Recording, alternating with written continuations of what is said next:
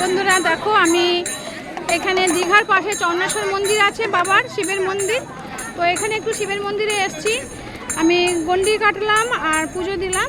তো এই বাবার শিবের মন্দিরে, বাবা চন্দ্রেশ্বর মন্দির দীঘার পাশেই আছে, একটু আসতে হবে, হয়তো 15 মিনিট গাড়ি করে আসতে হবে শিবের মন্দিরে।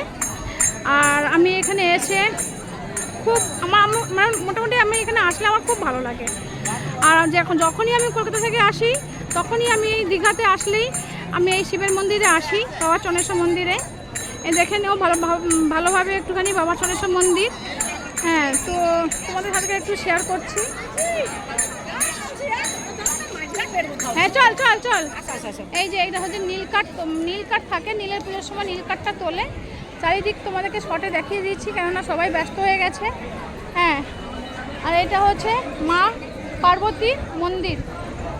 তো এই দেখো, এবার চলে যাচ্ছি আমরা বাইরে। এটা হচ্ছে বাইরের গেট।